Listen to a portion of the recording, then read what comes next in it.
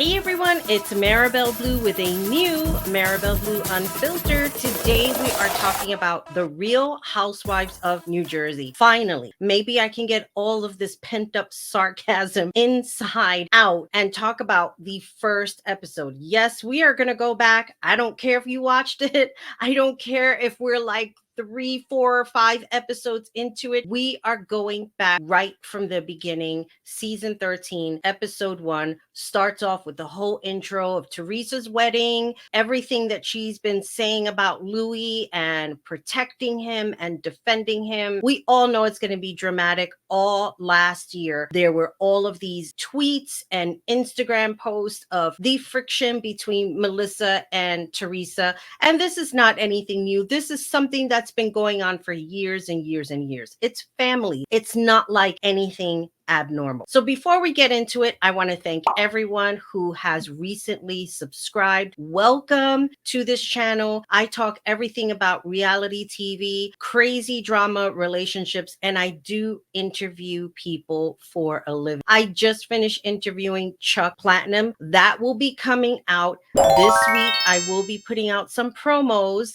of his interview. When I tell you it was raw and uncut, we just got into a lot of different topics that you may agree or may not agree with. What I love about interviewing people is everything is always up for discussion. Even if I don't personally agree with it, I will give people a platform to talk about their ideals or their belief systems within reason, of course, because I'm not going to put just anybody up here. So if you have any suggestions of anyone that I can interview, please leave it in the comments down below, or you can email me. My email address is on YouTube. Please don't spam me, but just say, hey, I have an idea for an interview. I can connect you, whatever the case may be. I would really, really appreciate it. So thank you so much. And for those who are not new, welcome back. You know it's going to be on and popping for this episode. So let's get to it. One thing I do want to say about Melissa is I'm very confused on how they could have this brand new house, this whole brand new lifestyle, and people are talking about she owes money. If you recall last season, or rather that Joe is the one who owes money, not so much her. But if you recall last season, there was this whole rimram going on that Joe is either not paying his contractors or he's not paying people who he's having them do a job. Nothing is coming of it as far as everybody getting compensated or whoever it is that he's working with. I don't know if this is true or not. Everybody has been very upset with Joe on how he's spoken to Jennifer, on the friction that he has with Teresa's eldest daughter. And here's my whole thing. And I'm not sure if I had mentioned this before. I'm Puerto Rican, okay? We come from a very strong Puerto Rican background that you don't ever talk to your elders with an attitude or backtalk them for whatever reason that is, even if you don't agree with them. Gia, this girl, because, and again, my own personal opinion, because she was raised on television and had cameras mostly her whole life in front of her, even through the bad points when both of her parents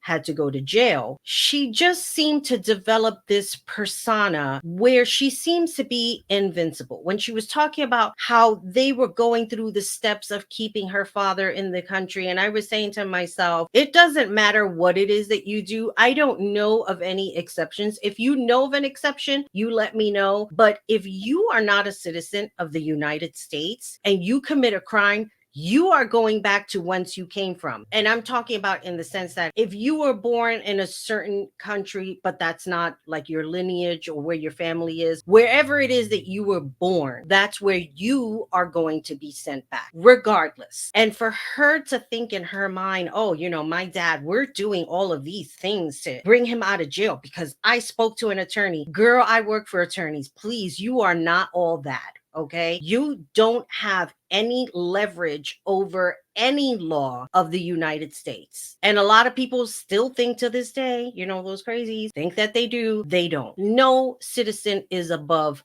the law. So this whole friction that's been going on with Joe and Teresa, that's not anything new. It's just heightened now that Louis is in the picture. Now, a lot of things came out about Louis, and I did talk about it on my past videos. I'll link all of the videos that had to do with the Real Housewives of New Jersey down below. I did talk about certain events that came up that I had seen either on social media or things that had come up in the news of, I don't know, for lack of a better word, like a weird practice with him and the other guys, and him exposing himself of his feelings and talking about things that had happened. Now, there were all these rumors, these alleged rumors of physical abuse that occurred between him and a previous relationship, where Teresa defends the fact that none of those things ever occurred. He's a different person. And I believe that. I believe that people can change with the appropriate amount of therapy with a licensed therapist. Let's just get that right. Louis comes off very narcissistic.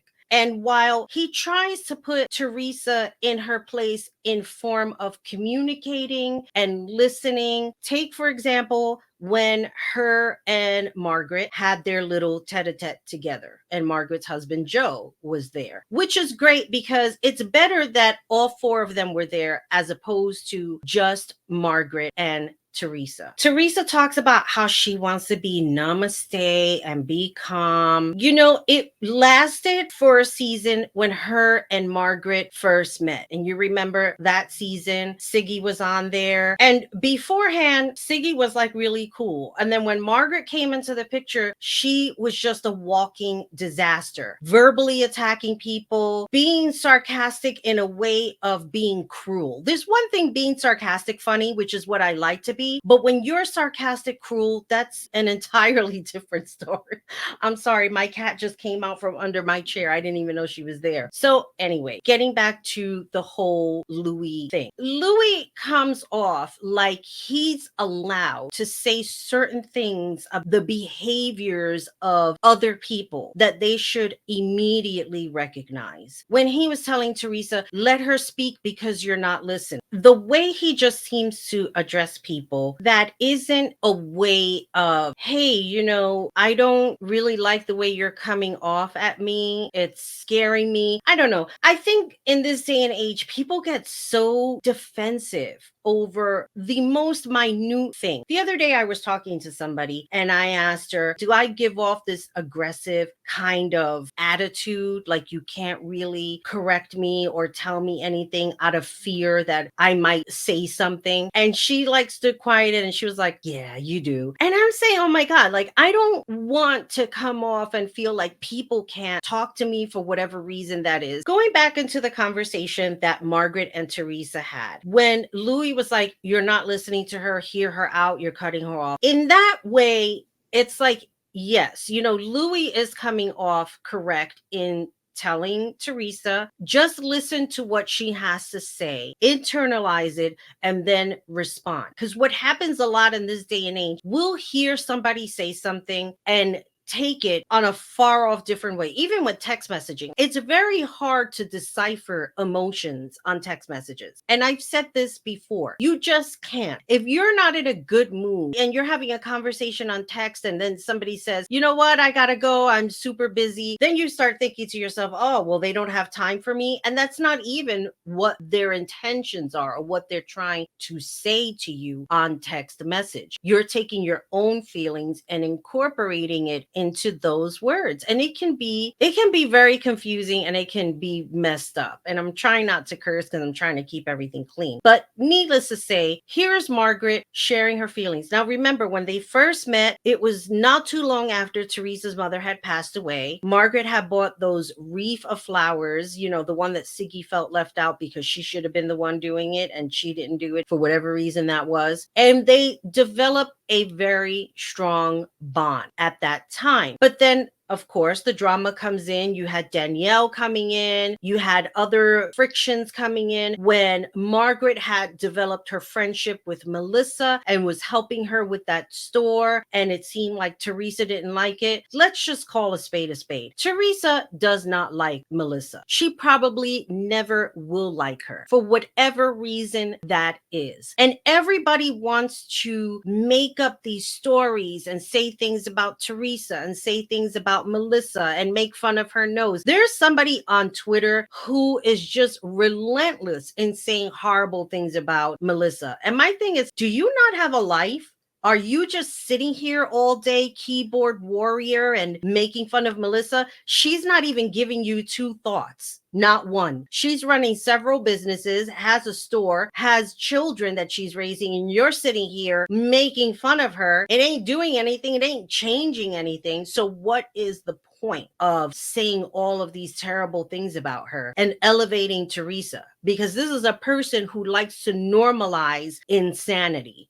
And I can't get with tweets like that. Teresa mentions that she's seeing a therapist because she doesn't want to react on her anger. And Margaret makes a comment about her being a grudge holder, which is basically true. She is a grudge holder. And you know what? In that part, I get that. Because if somebody wrongs me in any kind of a way, they're not coming back into my life. I don't care if they buy me a mansion out on Malibu Beach. It's just done. I don't ever go back because the trust has been broken. Now, for the sake of this television show and the drama, so to speak, who knows what will become? Even then, after all of that, Teresa went and invited her to the wedding. Now, the wedding already happened. This is something that we have yet to see, or I have yet to see because I'm only talking about episode 1. So enough about Margaret and Teresa. Let's talk about Jennifer. I am not a fan of her at all. Never was, never will be. I do not understand this woman's logic, nor do I want to get in her head and try and figure it out. Her and Teresa are very good friends. Why? Because they both co-sign each other's insanity. Now, a lot of things happened last year that I did not agree with when it came to the exposure of Bill's affair, which is her husband. Now, she lives a very lavish lifestyle. When she first came on, Jackie was also a newbie who's now a friend of the show and had written an article that didn't seem like a very kind article about a visit that she made, which was at Jennifer's house, talking about how much to give to your children, when you come from money. Now, yes, there are people who have money, but raise their children in a way that I'm not just going to give you everything because I have it. If you want something, you have to learn how to work for it. People just don't become rich by osmosis unless they're born into it. And even then, people who are born into money can still mess it up in some form or another. When it comes to Jennifer, she loves to play victim. She just dives into that role and she plays it to perfection. When she gets drunk and her husband has to carry her out. And it's very embarrassing. And it makes me think, well, maybe that's the reason why he did what he did. That does not excuse Bill. Believe me when I tell you. When I say that, I'm not saying that she deserved it. What I'm saying is there's no excuse for Bill doing what he did. But that could have been part of the reason why he just went outside and was seeing somebody else. It's tit for tat. Like, however it is that you want to view and look at it, it's not what I want to dive into. What I want to talk about with her is that now she's having this issue with Dolores. Dolores is seeing a new guy now. Yay for her. But Dolores seems to do the complete opposite of what she was doing with David. She was making a lot of excuses for David's lack of being there to support her when she was going on events or if she was going on a vacation, and all of the guys were there and she was just like solo, just making excuses for him. Now she's with another guy, which was mentioned on the reunion, and Frank, who is her ex-husband, made a comment about like they're not on the same page. And clearly not. Dolores talks about how she needs to be there for him, because of all the things that he's doing for her. So drop everything and be there for Paulie. Okay. Yeah, that makes sense. So let's talk about the end of the episode before I wrap things up, because I want to keep this really, really short. At the end of the episode, they're all together as Dolores is having a charity event and taking pictures of all of the guys, similar to how they do the firefighters in the calendars, something like that. She starts talking to the two new people, which I'll talk about them some other time as well, on how she's having this friction with Dolores and she can't understand understand why she can't back her up. Look at all the things that happened to me, how Margaret was talking about my husband, how she was just sitting there listening and she wasn't defending me. Here's my whole thing. If your husband went outside of your relationship, why does anybody need to come and defend you? Like, there really is nothing to defend in the sense that it happened. You can be there to support somebody, but defend something that's not currently happening, that happened in the past. And I'm not quite sure what their thing is. I don't know why she expects for anybody to jump hoops for her. And this is what Jennifer's problem is. Her issue is if she tells you something or she feels that she has extended her hand in friendship, she expects the same thing in return. And if you falter just a little bit, if there's like one day that you just cannot be there for her, right away, you just forfeited the friendship. And that's basically her attitude. While she's talking to these two women, she talked about how she kept it to herself when Dolores was with David for like 5 years. She didn't want to tell her. If you're spending all of this time with this man and he hasn't gotten the courage to make a real commitment to you and propose to you, then the answer is no. And the women were floored because she's talking about how like she kept all of these things to herself and all of these opinions to herself. And it was basically the delivery of how she came across. It was almost as if she was saying, why would David want to waste his life with Dolores? That was the way it came off. And then she's talking about like being a hypocrite and she's putting her hands in these ladies' faces and she's getting an attitude and she's working herself up. And then finally, she has the conversation with Dolores and she just starts going off on her. Oh, you know what? You know about a friendship? Got it. You know about this?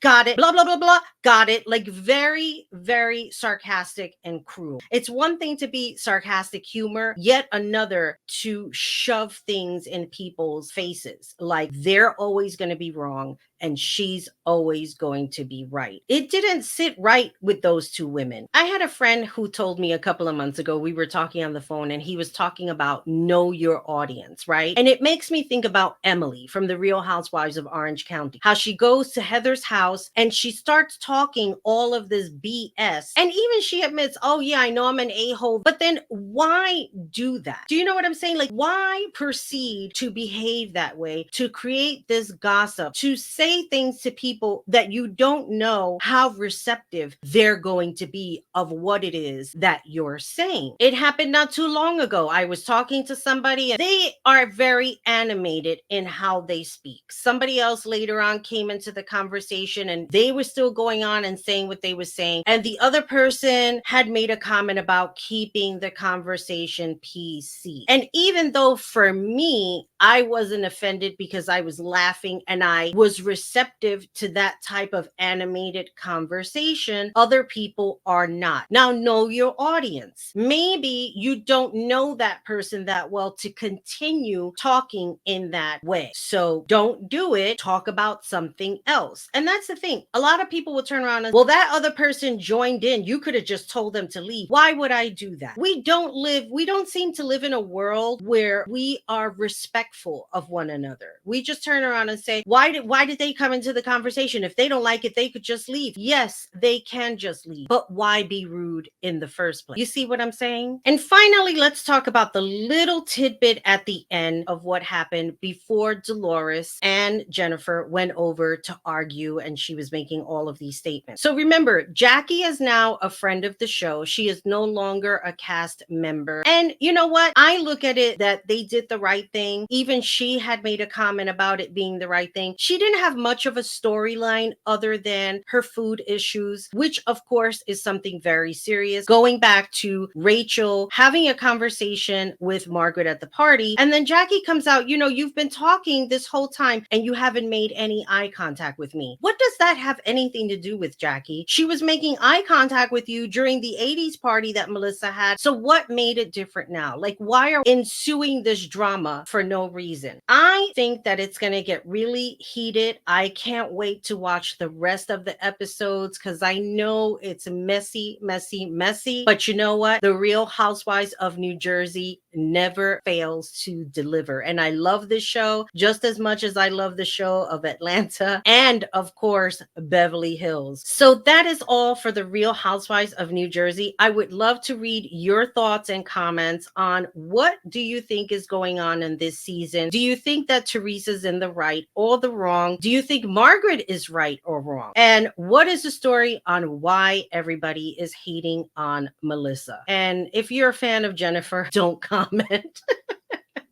And with all that being said, thank you for watching. Always remember, be good to yourself, be good to each other, and most importantly, take care of you. Bye, everybody.